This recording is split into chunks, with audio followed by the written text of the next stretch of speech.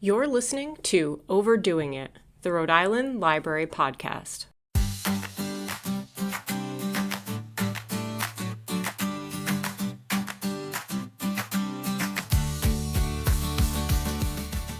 Hello, and welcome to another episode of Overdoing It, where our team of library workers dish about their latest reads, views, and passions, alongside fascinating conversations with local luminaries. I'm your host, Lauren Walker, Director of the Coventry Public Library, and my pronouns are she, her. If you were a Rhody Radio listener, you might be familiar with our series, If These Walls Could Talk, where we learned about the historic houses of Rhode Island. I can't quell my enthusiasm for historic house museums, so I'm carrying the series over to Overdoing It.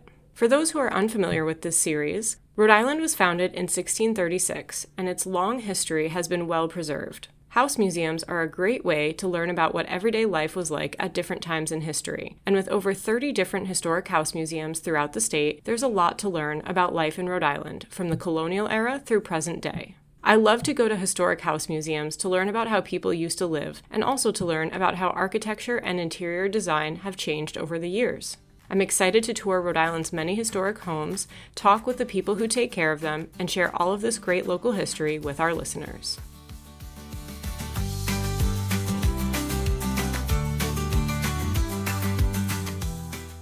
Today, I'm at the Lippitt House Museum in Providence, and I'm joined by Carrie Taylor, the museum director. Hi, Carrie. Hello.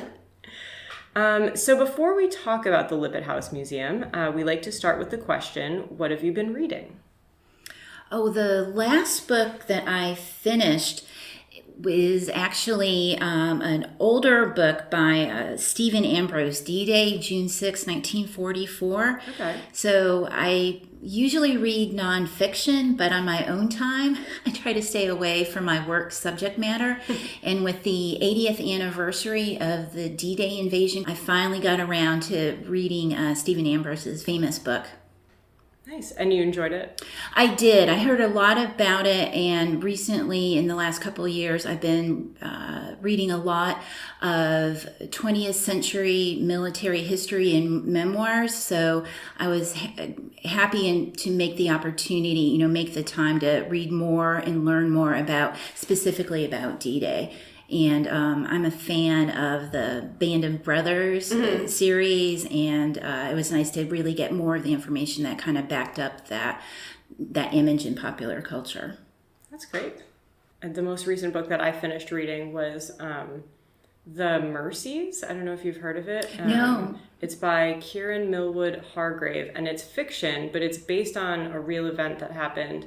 I think it was the 1600s in Norway. Basically, most of the men in this town went out to go fishing. That's how they made their livelihood.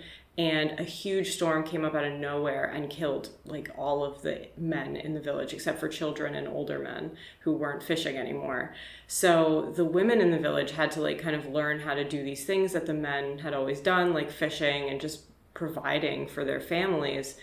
And I guess the government, or whatever governing body there was in Norway at the time, sent this man to be an overseer of their town when they found out that all of the men had died. And he was a witch hunter. And so he started accusing these, especially the native Norwegian women of being witches. And these were actual witch trials that occurred in Norway at this time.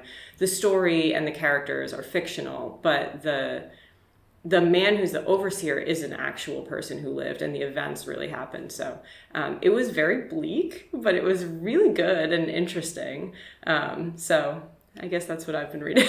That does not sound like the feel-good novel of the summer, but No. It's interesting how historical fiction writers can take those real historical events and then put a dramatic narrative around that and weave a story. And I think the interesting thing that it sounds like this author was able to pull upon is what I do know about the historical references related to witch trials, and that concept is it usually it's rooted in the taking power away from women, that when women do have power in a male-dominated society, that idea of witch trials is usually a way for men to take power away from women, and it often has to do with property rights.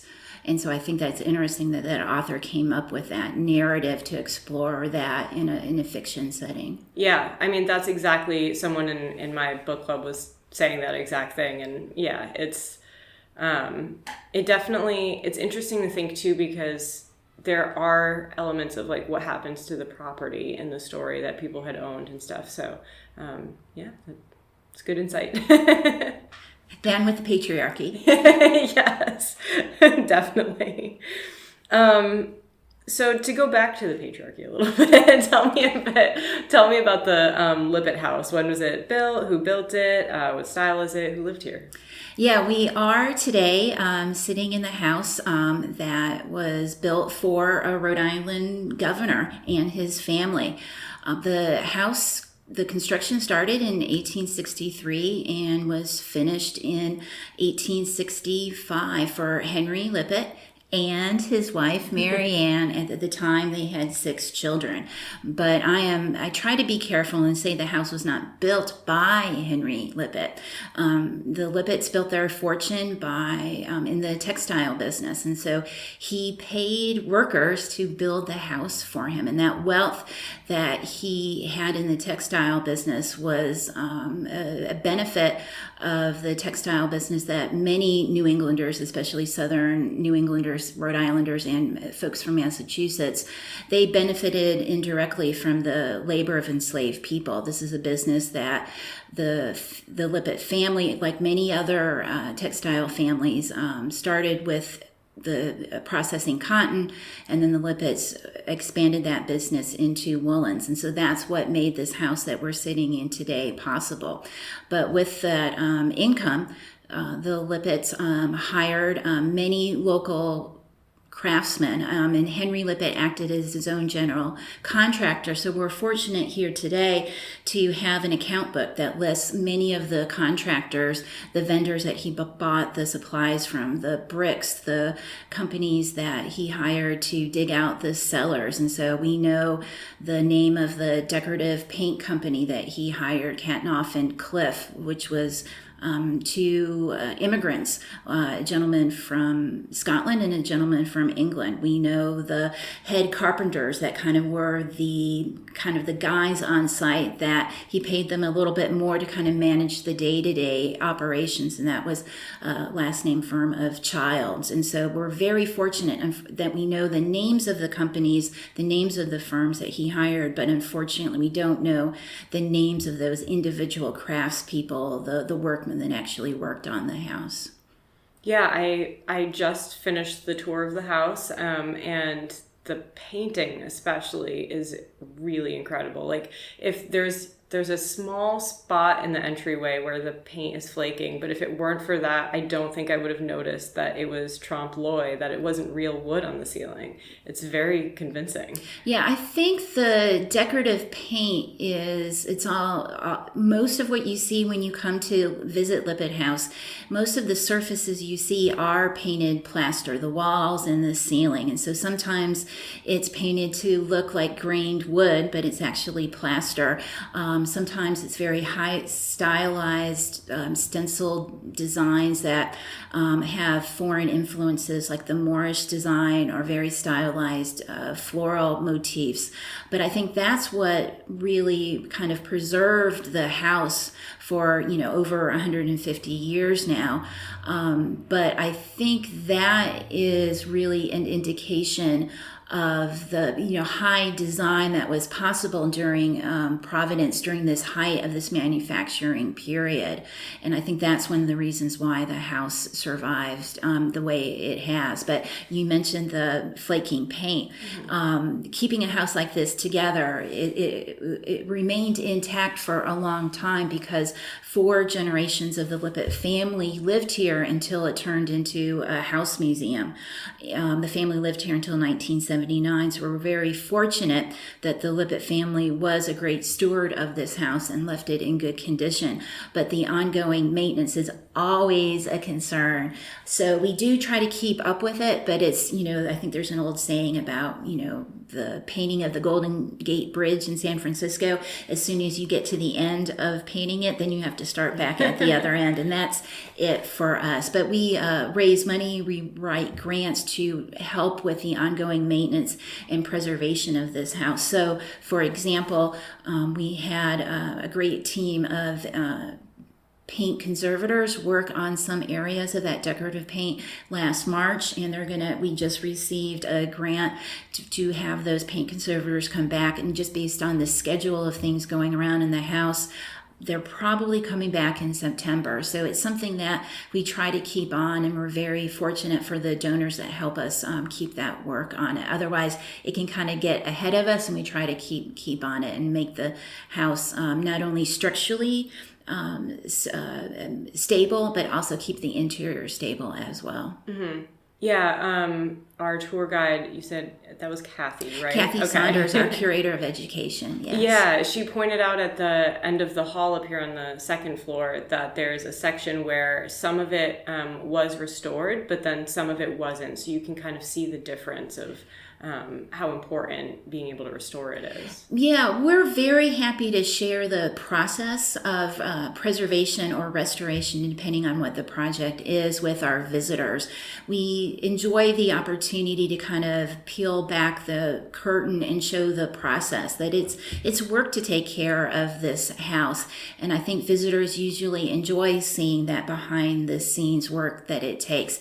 And also, I think it's a wonderful educational opportunity that I don't think a lot of people really understand the trades, and really it's caused a deficit. There's not a lot of people going into the historic trades like historic masonry, historic carpentry, kind of fine level of detail, woodworking, or decorative paint. And I think by exposing more people to these historic trades, that might spark some interest and maybe encourage people to maybe look at those as career and vocational opportunities, because that's what is going to help actually keep these historic buildings and other historic resources for years to come. It's not only people like me that take care of the objects and the other administrative areas of museum and historic preservation, but we actually need craftspeople to help keep them around too.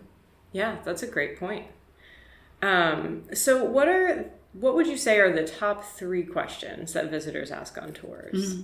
Well, related to that paint that we were just talking about, visitors who don't know about that before they come, they'll come into one of the rooms and they'll just like, oh, wow, I just love this wallpaper. I can't imagine this wallpaper. Where did this wallpaper come from? And so I think that's one of the biggest questions, because it is so intricate. A lot of times visitors are really surprised and they ask about the wallpaper, and that's when we explain that it is decorative paint, sometimes done freehand, sometimes with stencils. So that's really because it's so visually striking, mm-hmm. I think, and it sounds like that's what you experienced yourself when you went on the tour. It kind of surrounds you, and I think people are kind of surprised about that. Mm-hmm. So that's probably the most popular, most frequent question that comes up. People really want to know more about the decoration they see. I think another question is that people often wonder if there's any Lippitts around today, because it's a historic house. They wonder if there's still family around, and the answer is yes. Oh, that's the doorbell. They're here. We have another tour today. So there are some Lippitt family members here in Rhode Island. It's interesting that for this house, it actually passed down through the maternal lines. It's through the matrilineal line. So after that first generation, people really want to visit Lippitt House today.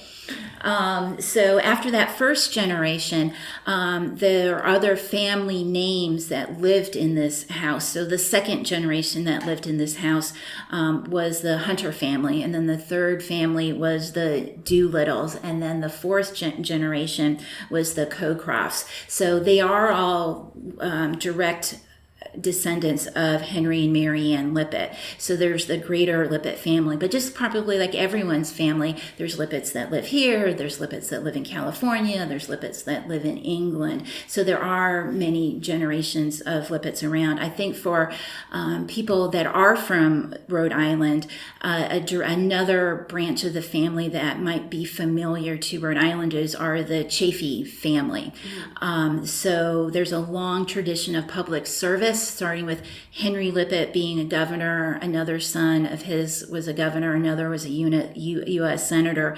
And that tradition of public service continued into the 20th century and the 21st century. So for older listeners, Senator and Governor John Chaffee is a direct Lippitt descendant. His grandmother grew up in this house, as well as his son, Governor Lincoln Chaffee. So the Chaffees are direct Lippitt family members. So for Rhode Islanders, that means something. For people out of state, maybe they're not as familiar. But another question that comes up is who owns this house? They wonder if it's independent or if it's owned by the state. The house is actually owned by Preserve Rhode Island, which is the statewide nonprofit for historic preservation. And their main goal is to be the statewide advocate for Rhode Island's historic places. So this is the only property that's operated and owned by Preserve Rhode Island that's open to the public. So we're part of Preserve Rhode Island and very proud to be associated with that statewide organization.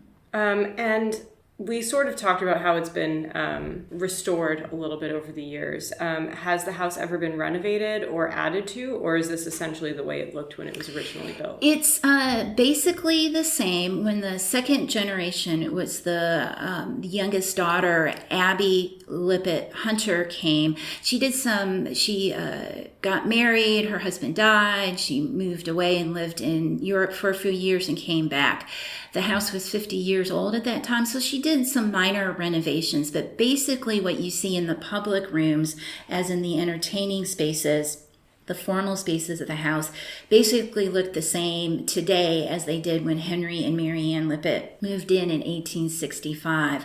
The areas of the house that have changed the most happened when the Lippitt family gave the house to Preserve Rhode Island, and that happened in the early 1980s. Like I said, there were 4 generations of the house that lived here, so it was a family home. You know, Christmases, weddings here. It wasn't like one of the Newport cottages that were just used for maybe a few weeks in the summer. This is a real family home.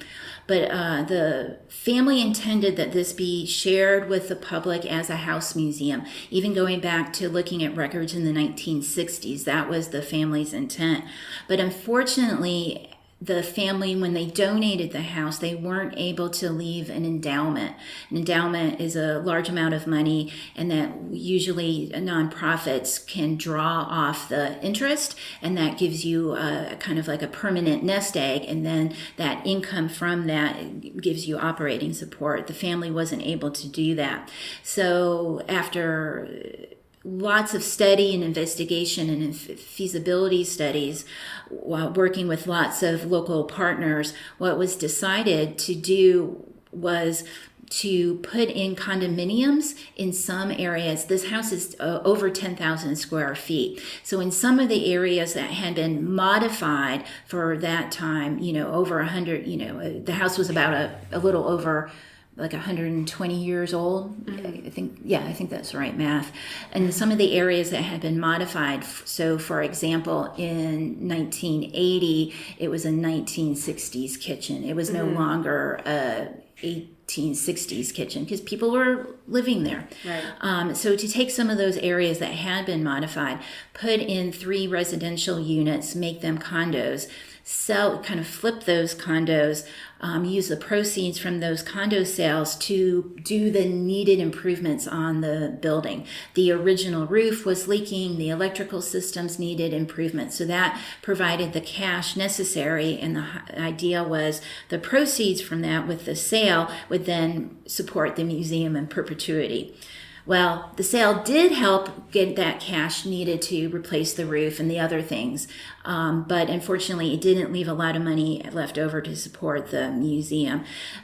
So other income sources have needed to be developed over time. But when you do come to Lippitt House, what was preserved are the spaces that were seen as the most significant, the rooms that are most like what they were in 1865.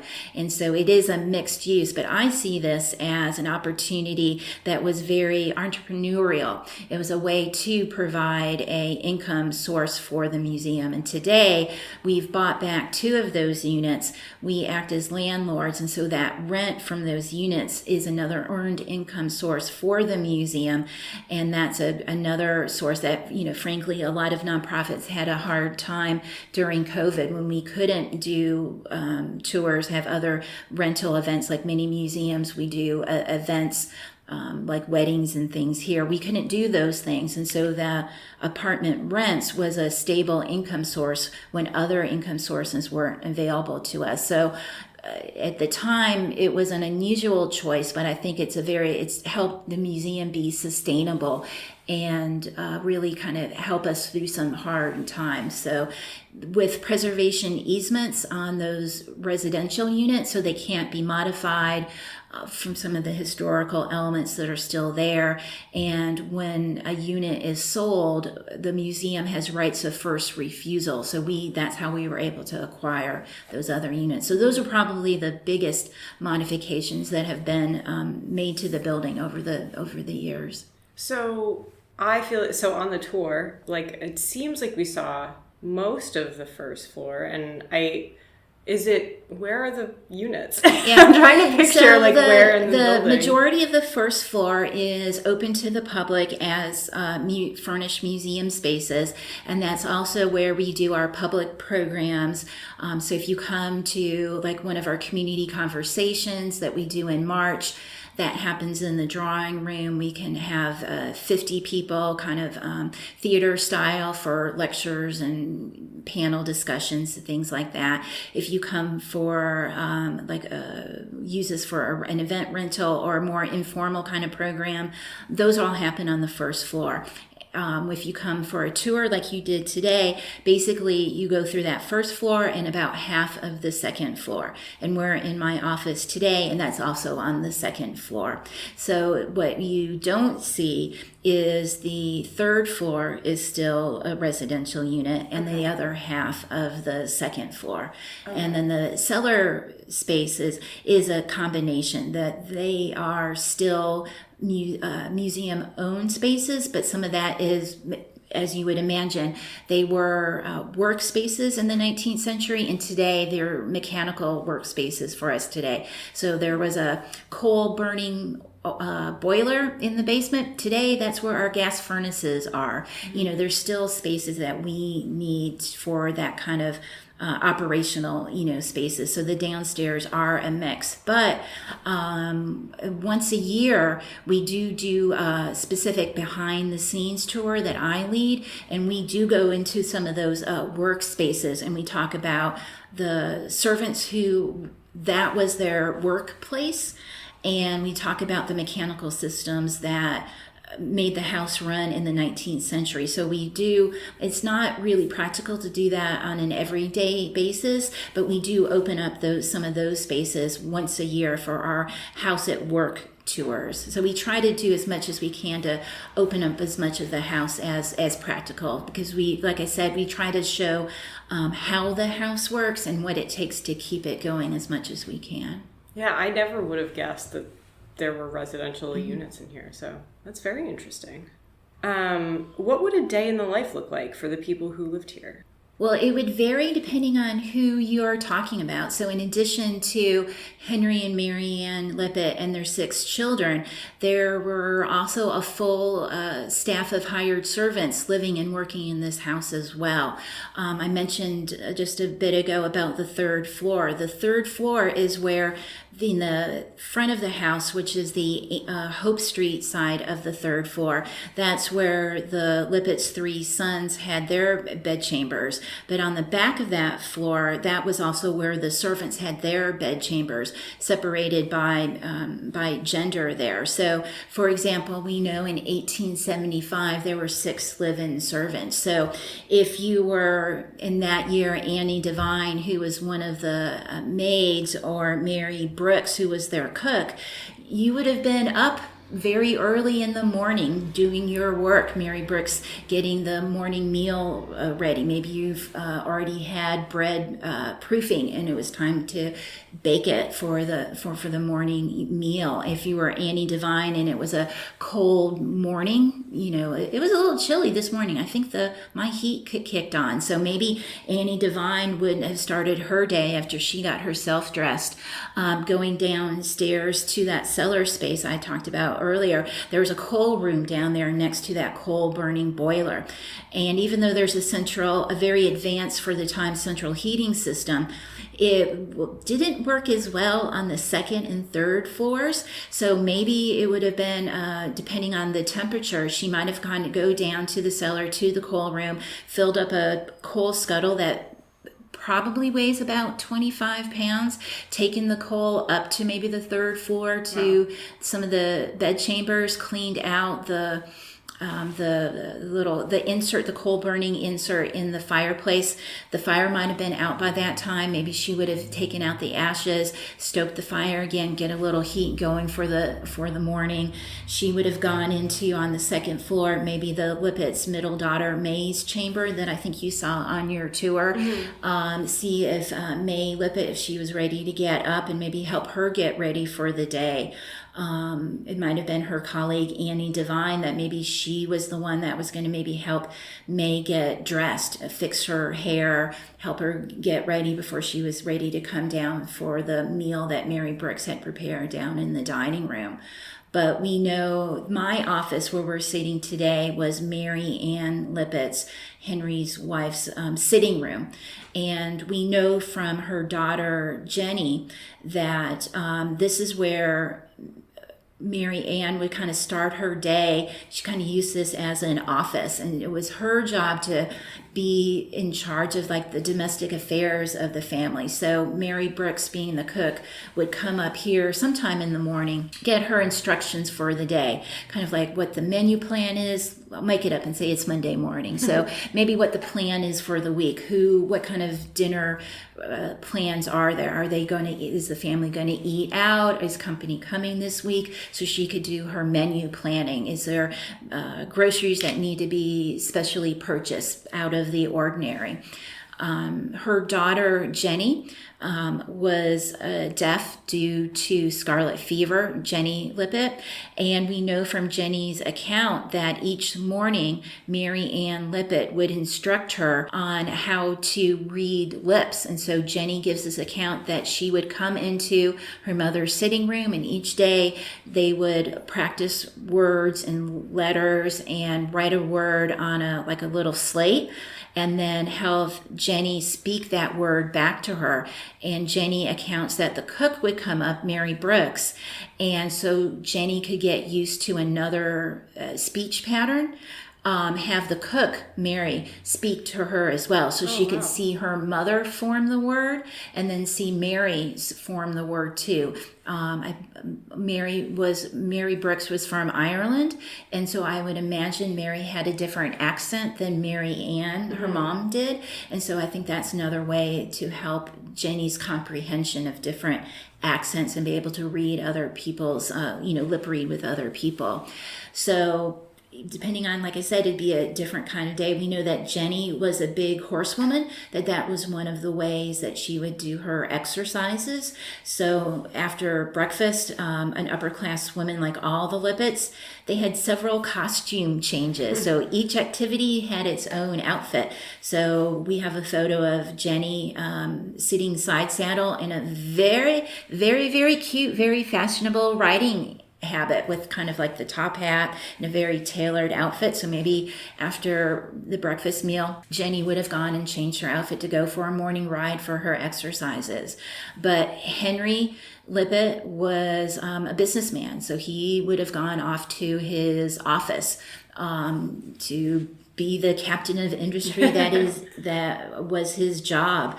Their eldest son, Charlie Lippitt, he was also in the family business, and he was the head of the Silver Springs Bleaching and Dyeing Company in Providence, where in good Providence fashion, where Stop and Shop is today off River Road near 95, and that's where that mill was. And so that's where he would have gone, and he complained about the ride out there to his mill was boring from his diary, and he'd play little games in his head to try to, it's always the same, nothing ever happens. So he would go off to his office that way. So all the Lippitt men, and he lived here until he got married. I think he got married when he was 34. So he was still, and that was the way it'd be, that everyone would live at home. There was no single bachelor apartment. So everyone lived at home until they got married. So the men would go off to work to their offices at the mills.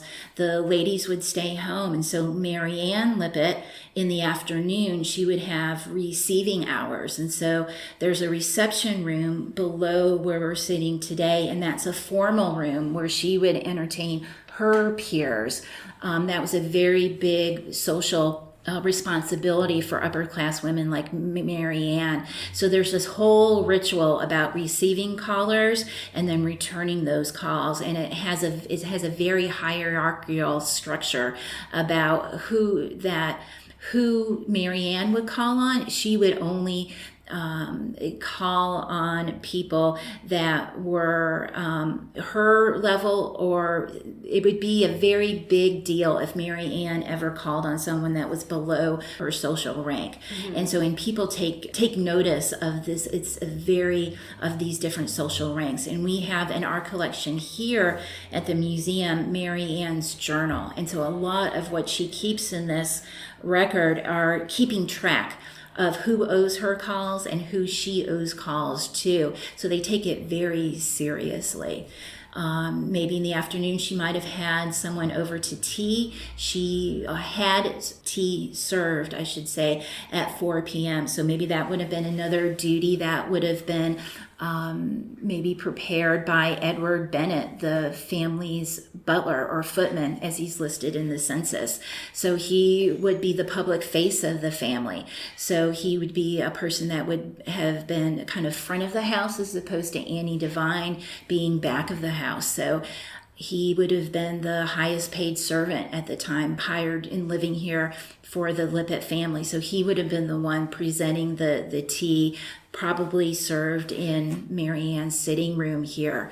And then end of the day, probably, what I would consider a later time, maybe 7 o'clock, maybe 8 o'clock, the family would all gather in the dining room, and it didn't matter if there were guests or not. Everyone would dress for dinner. It'd probably be at least 6 courses. Wow. Could take, if you do it by the household book, for us today, if we were doing it just the way Martha Stewart or Ina Garten would say you should do it, mm-hmm. Each course would take 20 minutes. And so it was very formal. Afterwards, the family would retire either to the music room for entertainments, and maybe if they had guests for the drawing room. We know that Mary Ann liked to play cards. She played whist, and so she'd sometimes have whist parties, have other people over, set up different tables of 4. So whist is like a game like bridge, where there'd be gambling, maybe, at least betting. But then it would be the servant's job. Once again, their night wasn't over. They'd have to clear the table, do the dishes, and get things, set up for the next day. It would have been Edward Bennett's job to make sure all the silver was accounted for and lock it up in the safe. I think you saw the safe in the butler's pantry mm-hmm. there.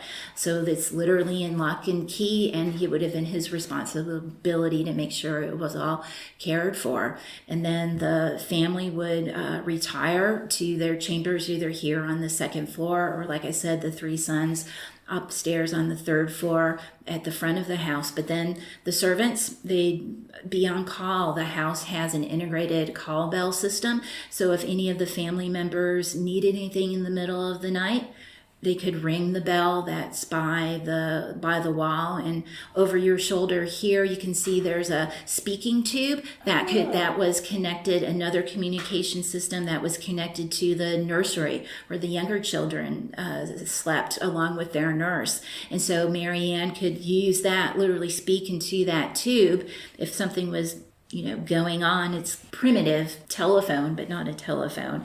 So even though the servants weren't doing active work, they were always on call.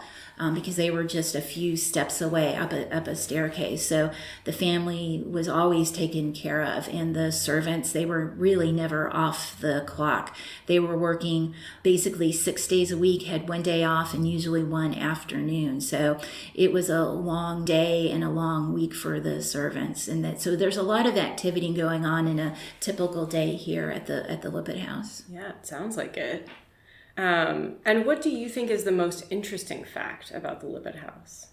Oh, I would say for the Lippitt House today, operating as a museum, as a very fancy, big old Victorian house museum, I think it's the type of programming that we do today for our community. I think we do programs that aren't really typical of what you expect for a fancy big old house like this. I think one of the programs that we're most excited about that we share for our community is our adult English language learner program that we've recently expanded. We partner with local adult literacy programs to offer history and civics classes to immigrants that are improving their English language skills. The program that we've recently expanded is a specific class for people that are in the Genesis Center here in Providence, and other adult literacy programs like Dorcas International that are preparing to take their U.S. citizen exam. So we offer a civics class to help people understand the context of some of those exam questions that they will be asked on an oral exam when they take their citizenship test. And so we add kind of the Lippitt House perspective that gives that local Rhode Island history, Providence history, and let people come to Lippitt House. We do field trips back to their regular classrooms that are usually held at public libraries, kind of set a groundwork so that we provide a little bit of context for these very big standardized exams. So hopefully it sticks a little bit to kind of make it have more relevancy to their everyday life now that they're living here in Rhode Island, and then bring the whole class in a field trip opportunity here to Lippitt House so they can kind of see firsthand the architecture, the art, the historical objects, the things that make it real, and hopefully have a wonderful cultural experience here, whether folks have been here for a few months or a few years, and help them integrate into the larger kind of community of their new home here in Rhode Island. I think that is so cool. When I think about when I was a kid growing up, I actually grew up in Massachusetts, but close to Rhode Island.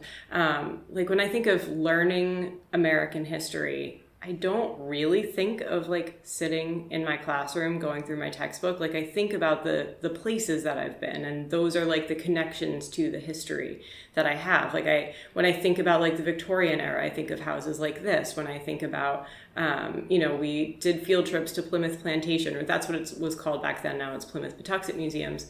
And it's those connections to the place that really like help you imagine the history and feel like you're more of a part of it.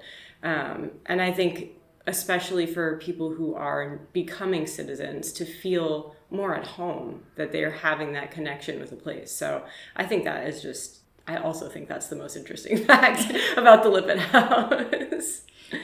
No, we're happy to do that. So I think you saw on your tour, we have a print of Abraham Lincoln. It's pretty big in the music room. Mm-hmm. Henry Lippitt was the commissioner of the draft during the Civil War, and they were a big Republican family. That's how he served as governor between 1875 to 1877 as a Republican governor. So lots of prints were made of Lincoln after his assassination, because he was seen as a a martyr for the country, and he kind of became this larger than life figure. But on the citizenship exam, everyone needs to know who Lincoln was and name one of his accomplishments. So we can say, when the groups come, we can say, all right, who's this guy, right? All right, what did he do? And there's multiple answers, but if someone says, freed the slaves, the real answer is much more complicated than that. But the simple answer that will get the right answer on the test, yes, freed the slaves. Yay, good answer. And that's just reinforcing, just like all teachers do. You repeat the answers, so that it's just easy for them and lets them stick. But hopefully, if they're asked that question by the examiner, maybe they have that visual memory of hearing that in that music room, and maybe that helps them stick, so they recall it. They have to know what is a governor, who's a governor. Henry Lippitt was a governor. Who's our governor in Rhode Island today? Yes, that's a way to remember it. So that's why we try to do it. That's great. So what is your favorite room in the house? I think my favorite room is the dining room. It's heavily decorated. You could call it a feast for the eyes with all the decoration. But I also like it because it's a meeting place in the house. It's a place where the Lippitt family would gather. It's a place where the Lippitt family's guests would gather with the family. But it's also a place where the servants would come together in the same space with the family. I think in other spaces in the house, servants were meant to be available, but never intrusive. So you were never supposed to see the house was designed architecturally, so the work wasn't supposed to be seen. That's why there's a service wing in the back of the house. Work was just supposed to kind of magically happen. You weren't supposed to see labor because that's unattractive. You're not supposed to see it.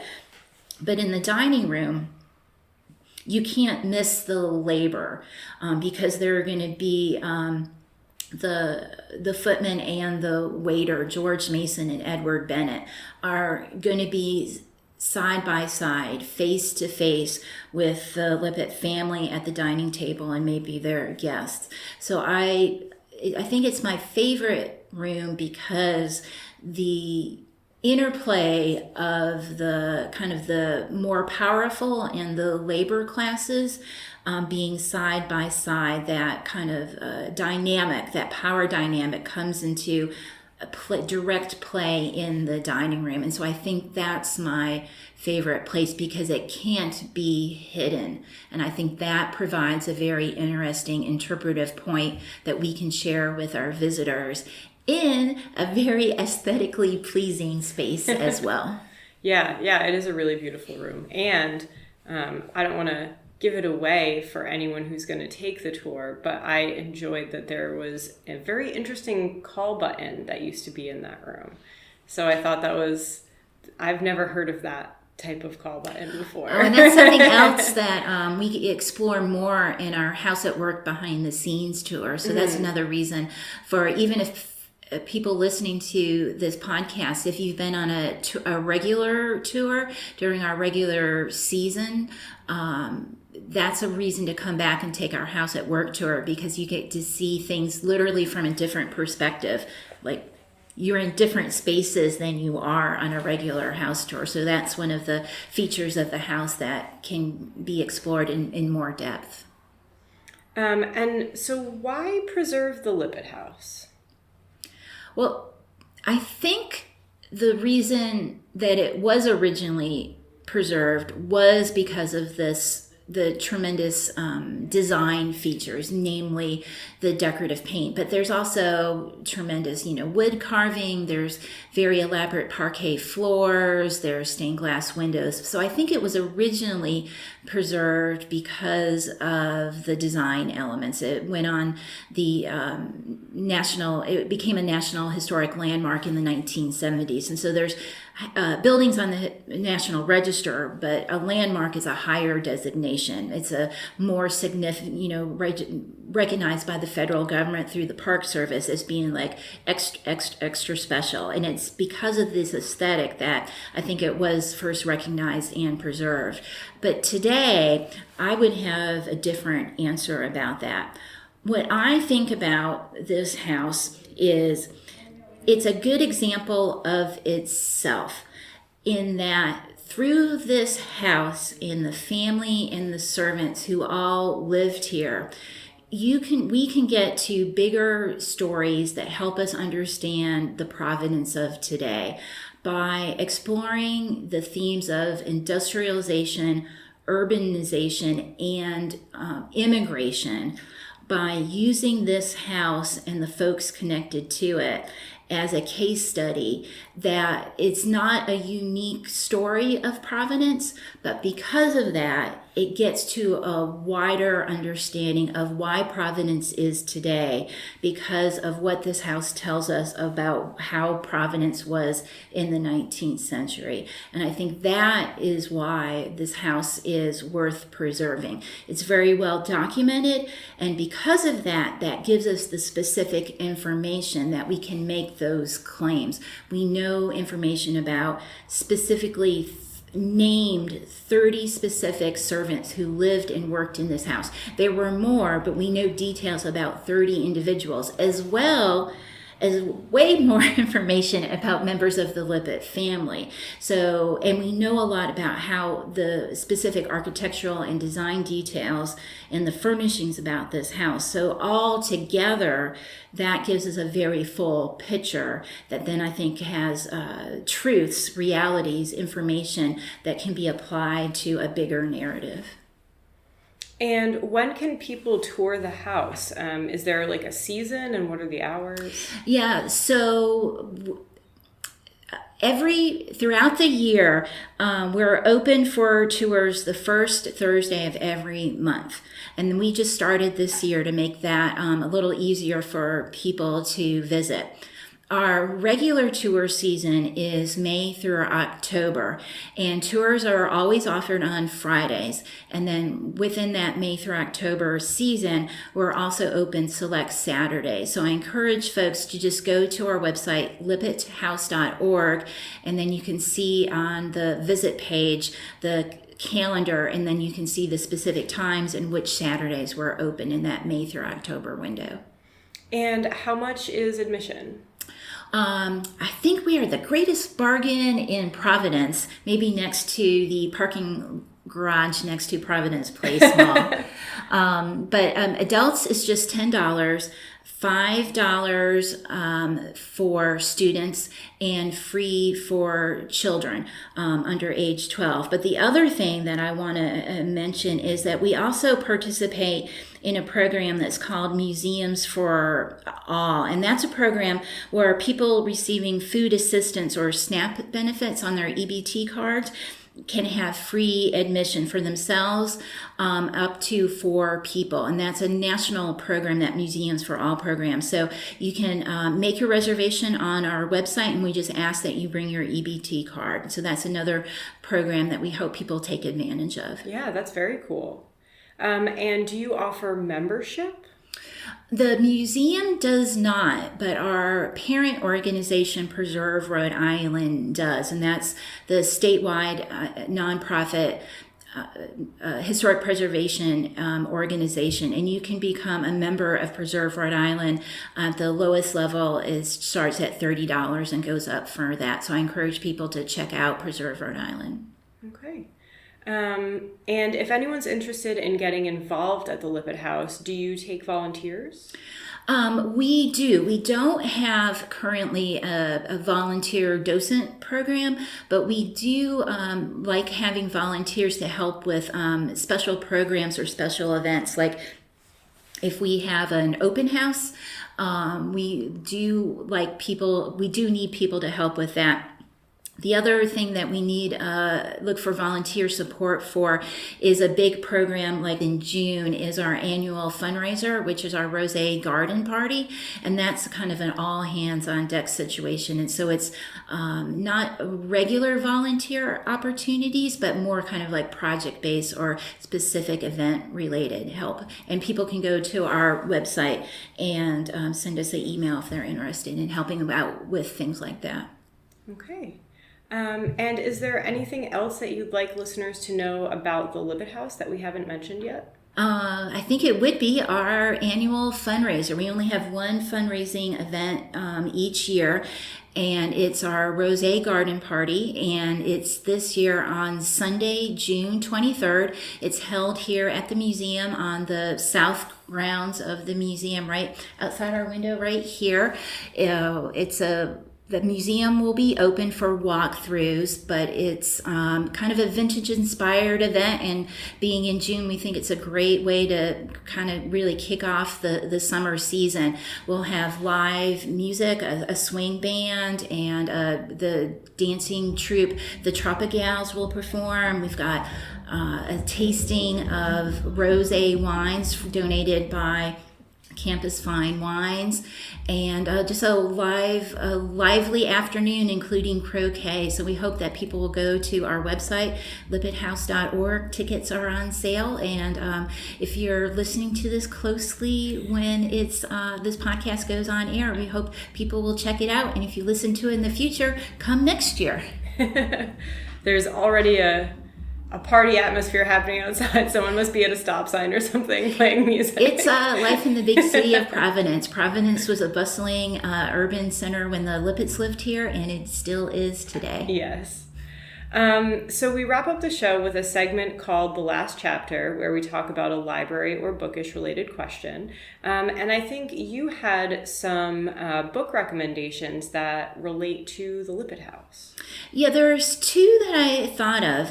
When I mentioned earlier that Mary Ann Lippitt taught her deaf daughter Jenny how to read lips and how to keep up with her speaking voice despite losing her hearing due to scarlet fever.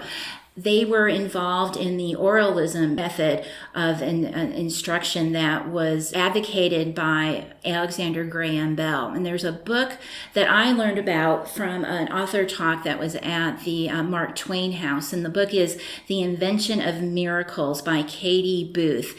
And it's a very accessible book that talks about Bell's involvement in the deaf community centered in Boston, and how he was involved in the oralism method of instruction, and how his development of the telephone was how he saw it as a device that he thought might help the deaf community. And Bell actually knew the Lippitts because Jenny went to Boston to study with Bell. And so I think that's a very interesting book, kind of related to the Lippitt family and their connection with the deaf community here in New England. And then the second book I'd recommend is a good local history book. It's called Native Providence, and it's by Patricia Rubertone. And I heard about this book also from a book talk that was sponsored by the Tamaqua Museum down in Exeter. And this is a great local history book that talks about the Native population here in Providence. And I think most people most people in the majority population think of indigenous people just maybe in the 17th century related to like the Roger Williams kind of first contact period. But this book I think is very interesting because it does talk about that, but it does get into kind of a decolonizing perspective and continues to talk about Native people here in Providence in the 19th and into the 20th century, and that how it's a very vibrant community despite the systematic efforts of governments, both federal and state, to remove these populations from throughout Rhode Island and especially Providence. And not only is it a Providence book, but it's also a neighborhood book that has stories about individuals. And being here at Lippitt House on the east side, I found it particularly interesting to read about the stories of individuals that were here in the neighboring Fox Point neighborhood in the 20th century, because it's directly related to the east side that members of the Lippitt family would have known. So I'd recommend both of these as wonderful history books that are very accessible and are available in the Rhode Island Public Library system. Yeah, those both sound really interesting. Thank you for those recommendations. And thank you for taking the time to talk to me today. It's been a good chat. Oh, it's been my pleasure, Lauren. Thank you. Thank you for listening. I hope you learned something new about your local history, and I encourage you to visit the Lippitt House Museum to see it in person, learn even more about its fascinating history, and support its maintenance for future generations. For more information about the Lippitt House Museum, visit their website at preserveri.org/Lippitt-house-museum. Overdoing It is proud to be a resident partner of the Rhode Island Center for the Book and brought to you by library staff and community members all around the Ocean State. The project has been funded in part by the Rhode Island Office of Library and Information Services. Our theme music is Joyride Jamboree by Neuroflow. If you enjoyed today's episode, please rate and review us on Apple Podcasts or Spotify to help us reach more Rhode Islanders. Thank you again for listening, and this has been another episode of Overdoing It, the Rhode Island Library Podcast. We are overdoing it, but you're doing just fine.